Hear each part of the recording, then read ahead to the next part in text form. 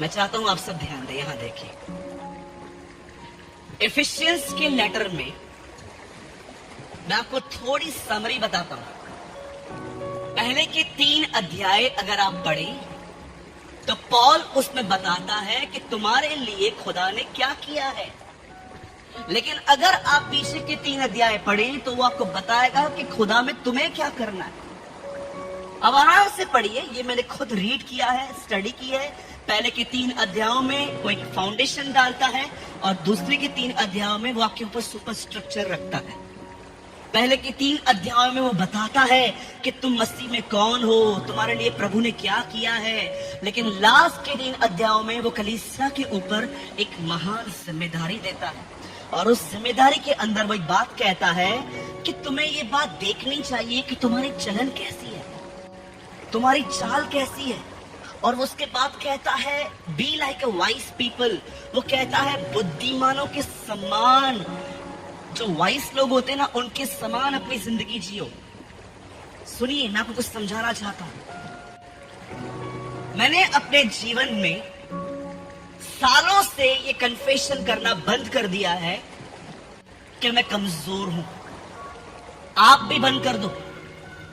मैं कमजोर हूं, मैं कमजोर हूं, मैं कमजोर हूं, मैं कमजोर हूं। पाप हो जाने के बाद भी हाँ मैं तो कमजोर हूं। सुनिए, ये बात समझिए, जीवन के जिस भी क्षेत्र में आप असफल हो, इसीलिए नहीं हो क्योंकि आप कमजोर हो, पर इसीलिए हो क्योंकि आपको अनुग्रह नहीं मिला है। मैं फिर से कहूं, अगर आपसे रोज एक ही गुनाह होता है या कुछ चीजें ऐसी हैं आपके जीवन में जो ठीक नहीं हो रही हैं, स्पेशली हमारा स्वभाव।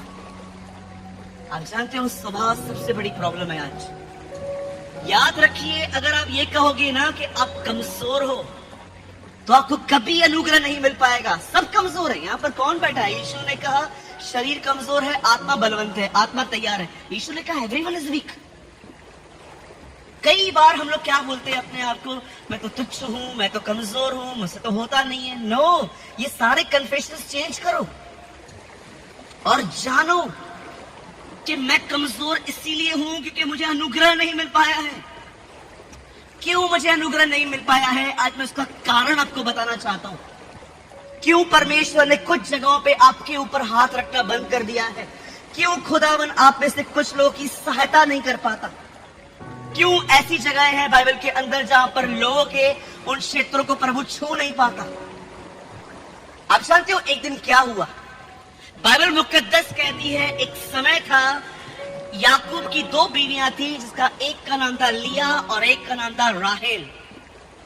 और मैं आपको बताना चाहता हूं, लिया से उसे बहुत बच्चे पैदा हुए, लेकिन राहेल से जो उसको पहला बेटा पैदा हुआ उसका नाम था यूसुफ। इसीलिए आप देखिए, सबसे अधिक वो यूसुफ से प्यार करता था क्योंकि वो उसकी फेवरेट वाइफ का पहला बच्चा था। वो उसे बहुत प्यार करता था, उसके लिए कपड़े अलग से बनाता था। इवन कभी कभी आप देखिए भाइयों के साथ फील्ड पे वो उसको काम पे भी नहीं भेजता था, अपने करीब रख देता था। और अमेजिंग बात ये भी थी कि एक घर के अंदर 12 लड़के थे, 12 को सेम शिक्षा मिली, लेकिन गंभीरता से एक नहीं ली, और वो यूसुफ था। बाकी आप देखो उन 11 का स्वभाव कैसा था। आप जानते हो यूसुफ एक स्वप्नदर्शी था। वो एक ऐसा व्यक्ति था जो सपने देखता था। और ये जो सपने आजकल आप देखते हो ना, वो सपने नहीं, वो ऐसे सपने देखता था जो खुदा की। आज हमारे पास जो सपने आते हैं 80% तो आप देखो हमारे ही होते। मुझे एक बात बताइए, आप 10 बार एक दिन में दिल वाले दुल्हनिया ले जाएंगे पिक्चर देखो, तो रात को सपने में काजोल और शाहरुख खान नहीं आएंगे? मेरे एक दोस्त है, वो बैंक में कैशियर है। उनकी जो बहन है, उनकी जो वाइफ है, जो मेरी बहन है, वो मुझे कभी भी कॉल करती है ना, बोलती है आपके भैया रात को भी नींद से उठ के कहते हैं 500 वाली घड़ी तो दे, 1000 वाली दे। सबकॉन्शियस में आ जाती हैं चीजें, फिर वो ड्रीम्स में, विजन्स में कन्वर्ट होती रहती है। आप जानते हो आपको कैसे पता चलेगा कि कोई सपना मुझे आया है तो मैं कैसे जानूं कि खुदा ने दिया है? प्रभु से कहिए इसे दोबारा दे। क्या कहेंगे खुदा से? इसे दोबारा दे मुझे।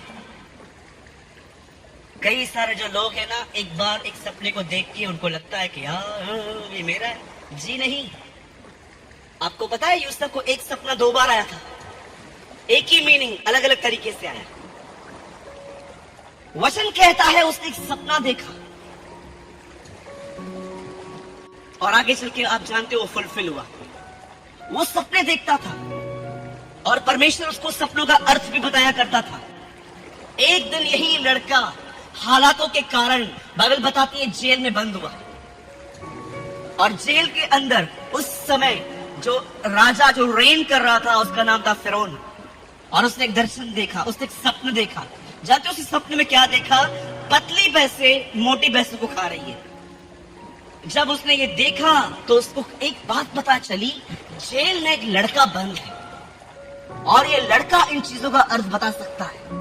उसे जेल से बाहर निकाला गया, उसके सामने खड़ा किया गया, उसे सब कुछ बताया गया और यूसुफ ने उसे एक झटके में बताया, ये अकाल के समय के लिए है। यूसुफ ने उसे बताया 7 पतली भैंसों को मोटी भैंसें खा रही है। इसका अर्थ है अब आने वाले 7 साल भरपूरी के साल है, उसके जो 7 साल है उसके बाद अकाल शुरू हो जाएगा। उसे उसको बताया। क्या आप इस बात को जानते हैं? जब फिरौन ने उसके इस बुद्धि को देखा, जब देखा कि ये परम प्रधान की आत्मा से बातें करता है, तब उसने एक जगह दी कि एक काम कर, बटोरने का काम तू शुरू कर। और बाइबल बताती है वो वहां का मंत्री बना। अपनी पत्नी को छोड़, बाइबल बताती है उसने उसके जीवन में हर बात दे दी कि तू सब चीजों का अधिकारी है। और ये लड़का पावर में आ गया, ये लड़का एक पोजीशन पे आ गया। और जानते हो 7 साल तक इस लड़के ने हर जगह से अनाज खरीदा और मिस्र में जमा करते गया, करते गया, करते गया, करते गया। और उसके 7 साल के बाद यही अनाज जो उसने जमा किया था वो लोगों में बांटता रहा, बांटता रहा, बांटता रहा। मैं आप में से हर एक को एक बात कहना चाहता हूं, बड़े ध्यान से सुनिएगा। जिस व्यक्ति ने अपने अकाल में नहीं बटोरा, वो व्यक्ति कभी अपनी भरपूरी नहीं देख सकता। आप जानते हो जीवन में बहुत सारी चीजें ऐसी हैं, जब आप करोगे आपको कुछ समझ में नहीं आएगा, कोई फल नहीं मिलेगा, लेकिन कुछ समय के बाद आपको पता चलेगा कि ये फल इसी वजह से है क्योंकि जो मैंने पहले मेहनत की थी। आज जानते हो बहुतों के पास क्यों कुछ नहीं है, क्यों परमेश्वर का अनुग्रह नहीं है? क्योंकि उसका एक मुख्य कारण है, उन्होंने अपने कंगाली के समय कुछ नहीं बटोरा। एक दिन यीशु यरूशलेम को देख के जाते, क्या कहते हैं? हे यरूशलेम, हे यरूशलेम, तू नबियों को मार डालता है। कितनी बार मैंने चाहा कि तूने संभाले, लेकिन तूने नहीं चाहा। देख तेरा घर उजाड़ छोड़ा जा रहा है और उसका कारण ये है, तूने अपने अनुग्रह के समय को नहीं जाना। रीड इट, पढ़िए आराम से। आप जानते हो आप में से बहुतों के जीवन में जब आप सिन में गिर जाते हो, एक पाप जो हम सब करते हैं, मुझे पकड़ के यहाँ पर कभी कभी देखा है हमारे मुंह से कैसे गुस्सा हो जाते हैं। कई बार आपने देखा है हम कितना गलत बातें करते हैं लोगों के लिए। कभी आपने सोचा कि आपको परमेश्वर ने अनुग्रह क्यों नहीं दिया? क्यों परमेश्वर ने आपको ग्रेस नहीं दी? जानते हो क्यों? क्योंकि जब उसे बटोरने का समय था उस टाइम पे आप मोबाइल यूज कर रहे थे। आज मैंने बहुतों को देखा है, यहां देखिए सब, मैं आपका अधिक समय नहीं लूंगा। मैंने बहुतों को देखा है एक एंडलेस साइकिल में घूमते रहते हैं, रोज गुनाह, सुबह उठ के माफी, फिर शाम को दोपहर को गालियां, फिर रात को माफी, फिर वही, फिर वही, फिर वही, फिर वही, फिर वही। मैं प्रभु को कहता हूँ, प्रभु ये साइकिल बंद क्यों नहीं हो रही है? आखिर कारण क्या है? जानते हो प्रभु मुझे क्या कहता है? सूरज, इस बंदे को मैंने हर तरह से आराम दिया ताकि इसके जीवन के 4-5 घंटे ये बिल्कुल फ्री रहे और मुझसे बात करे। और जानते हो उन दिनों में ये लड़का क्या करता है? फोन लेके बैठा रहता है। यही कारण होता है कि जब समय आता है अनुग्रह का, इसके पास अनुग्रह नहीं होता। एक दिन मैंने कहां पर नाश्ता ऑर्डर किया, तो मैंने उनको कहा थोड़ी सी टोमेटो केचप मिल सकती है। आपको पता है ना, कुछ जगहों पे अभी सैचे स्टार्ट हुए। पहले एक रेड कलर की बॉटल आती थी पूरी, जिसे वो प्रेस करते थे, बाहर आती थी। वो लेकर आए और उन्होंने उसे पीछे से पकड़ी और जैसे उन्होंने दबाई तो पूरी सॉस लेके यहाँ पे। आप बिलीव करो, मैंने उसको ऐसा चिल्लाया, वो लड़का लास्ट तक बाहर नहीं आया। उसका बॉस बोला था अच्छा दूसरा देख के आ, बोलता था दूसरा, ये लाल कलर इधर से निकाला, ये मेरे इधर से निकालेगा अभी। मैंने उसको इतना चिल्लाया, अरे अकल नहीं है, पूरा पैंट खराब कर दिया। किधर जा रहा था मैं, अब कौन जाएगा चेंज करने के लिए, दिमाग नहीं है, कैसे लोगों को रखते हो, पागल हो क्या, तू भी पागल, ये भी पागल। इतना चिल्लाया मैंने, और लास्ट में जब मैं वहां से हटा, मैं प्रभु से कह रहा था, प्रभु ये मैं था, यार मुझे बिलीव नहीं हो रहा है मैं इतना रूड हूँ। एक इतनी सी छोटी बात, केचप गिर गई यार, घर जाके चेंज करके आता। वो गरीब पे कितना चिल्लाया मैंने। और लास्ट में भी जब मैं जा रहा था ना, जानते हो वो लड़का चुपचाप से वहां खड़ा था बेचारा, से मुंडी नीचे करके, और मैंने उसको जाते जाते भी चिल्लाया। मैंने कहा अक्ल नहीं है, थोड़ा पढ़ लिख लिया करो। मेरा पैंट पूरा खराब हो गया था। मैं जब गाड़ी चला रहा था ना, मैं इतना अशांत था, मुझे ऐसा लग रहा था कि प्रभु मैं डीमन पसेस तो नहीं हूँ यार, ये मैं कैसे हो सकता हूँ, मैं इतनी छोटी सी बात को लेके किसी पे इतना गरम कैसे हो सकता हूँ, मुझे क्यों नहीं रोका तूने। तुझसे बिलाम ने कहा मैं जाऊं, तूने कहा नहीं। फिर से पूछा, तूने कहा जा। और तीसरी बार जब वो निकलने पे था, फिर भी तूने स्वर्गदूत भेजा उसे रोकने के लिए। अबीमेलेक को देखो, उसने सारा को लिया, और जब वो सारा को छूने वाला था, खुदा उस पलंग पे आके कहता है वो नबी की पत्नी है, उसे छूना नहीं। खुदा तूने ऐसा व्यवहार क्यों नहीं किया मुझसे, मुझे क्यों नहीं रोका। इतनी गंदी मेरी गवाही खराब हो गई। मैं इतनी बार बोलता था मुझे गुस्से पे विजय मिली है। जानते हो मुझे परमेश्वर ने क्या कहा, तुझे पता है मैंने तुझे क्यों नहीं रोका, क्यों, तुझे अनुग्रह नहीं मिला मेरा। यूसुफ ने 7 साल अपने कमी में बटोरा, और उसके बाद तब एंजॉय किया जब किसके पास कुछ भी नहीं था। मेरे भाइयों, मेरी बहनों, जीवन में एक समय आता है जब परमेश्वर आपको चारों तरफ से विश्राम देता है, काम, परिवार से, ताकि वो समय रिलैक्स होके आप उसे दो। आपको लगता होगा क्या बाइबल, क्या प्रेयर, लेकिन आप जानते हो खुदा से बात करते करते आपका उससे संबंध बनता है, और वही संबंध आपको उन बातों में जब आप गिरने वाले थे उठा के रखता है।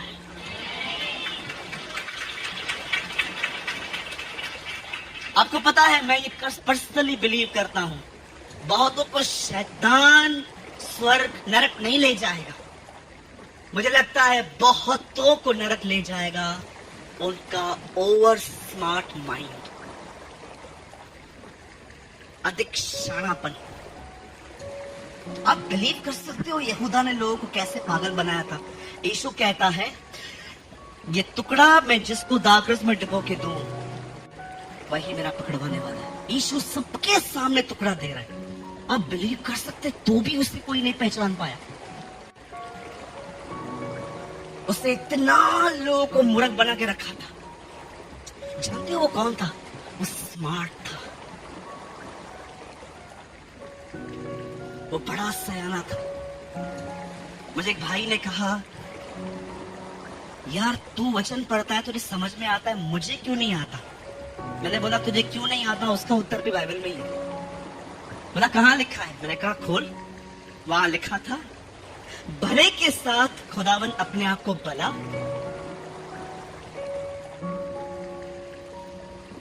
भले के साथ वो अपने आप को भला, खरे के साथ वो अपने आप को खरा दिखाता है। और उसके बाद लिखा है चतुर के सामने वो अपने आप को ट्विस्ट करता है। तो शाना है ना, अब मैं तुझे दिखाता हूं मैं कौन हूं। ये नो वो अपने आप को ट्विस्ट करता है। इसलिए लिखा है सीधे मन वालों के लिए यहोवा बना है।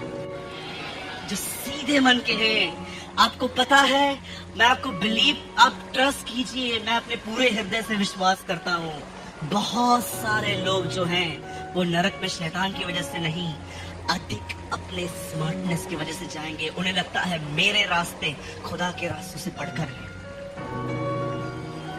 आप जानते हो, जो व्यक्ति मूर्ख है, जैसे बाइबल बताती है परमेश्वर ने मूर्खों को चुना, आप जानते हो जिस व्यक्ति में आप देखो ना, जिसने अपने आप को मसीह में आके खो दिया है, अब वो अपने आप में नहीं है, अब उसके पास वो बुद्धि नहीं है अपनी जो उसके बाप दादाओं से उसे मिली थी, वो पूरी तरह से खाली हो गया है। आप जानते हो जो व्यक्ति अपने स्वयं से खाली हो चुका है, जानते हो उस व्यक्ति को आप कैसे देखोगे? उसके आप मोस्ट ऑफ टाइम आप उसको घुटनों पे देखोगे,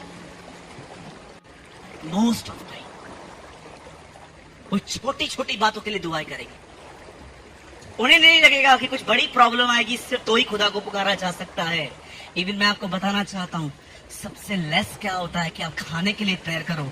यीशु ने कहा कि मैं भोजन से पहले भी दुआ करनी चाहिए। लेकिन जानते हो जो स्मार्ट है ना, स्मार्ट बोलो, स्मार्ट चतुर, आप उनको कम से कम दुआओं में देखोगे,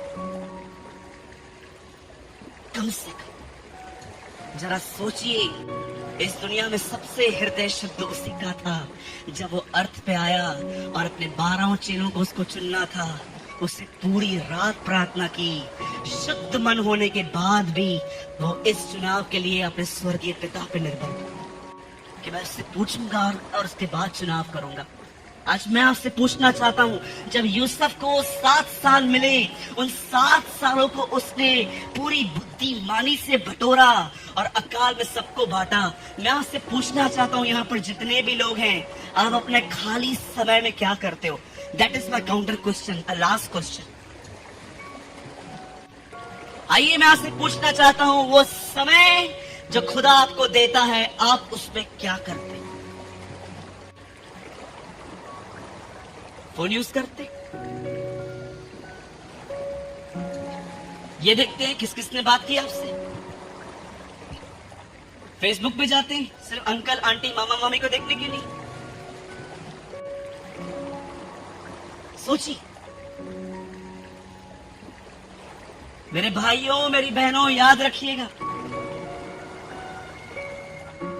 47 में हम आजाद हुए हैं और उसके कुछ समय के बाद इजराइल आजाद हुआ है। अब मुझे बताइए, मैं किसी को ऊपर नीचे कर रहा हूं, वो कहां है, हम कहां हैं? क्या आप ये बात देख रहे हो? वो कितने पावरफुल हो गए 70 सालों में, क्योंकि यीशु ने कहा मेरे आने से पहले वहां पर पत्ते आएंगे। कैसे जानेंगे कि उसका आना निकट है? उसने कहा जब तुम अंजीर के पेड़ को पकते हुए लगते हुए देखो। अब आराम से स्टडी करो, आपको पता चलेगा इजराइल कभी इतने लंबे अरसे तक अपने देश में नहीं रहा है। ये पहली बार हुआ है कि वो इतने लंबे अरसे तक अपने मुल्क में है, अपने देश में है और कोई उनको निकाल नहीं पा रहा है। आपको पता है अब पेड़ हरा होना शुरू हो गया है, ये नेशन पावरफुल बनना शुरू हुई है। और उसके बाद यीशु ने कहा तब मैं आ जाऊंगा। हम कैसे अपना खाली समय बिता रहे हैं? पौल यहाँ पर कहता है निर्बुद्धियों के समान नहीं, परंतु बुद्धिमानों के अनुसार अपना समय बिताओ। मेरे भाइयों मेरी बहनों, याद रखिए, सेहत चली गई खुदा आपको लौटा देगा, पैसे आगे के चले गए खुदा आपको लौटा देगा। पर मुझे एक बात बताइए, समय बर्बाद हो गया तो कैसे लौटाएगा? टेल मी, मुझे बताइए, अगर समय चला गया तो उसे कैसे लौटाएगा? आपकी सेहत चली गई, आप दुआ करोगे यीशु आपको हील कर देगा। आपके पैसे चले गए, ओ अयूब को उसने हर चीज दुगनी देती थी, वो आपको लौटा देगा। आपके बाल चले गए हैं, आपके सब कुछ चले गए हैं, खुदावन आपको लौटा देगा। पर मुझे बताइए, अगर आपने समय खो दिया है तो वो आपको कैसे लौटाएगा?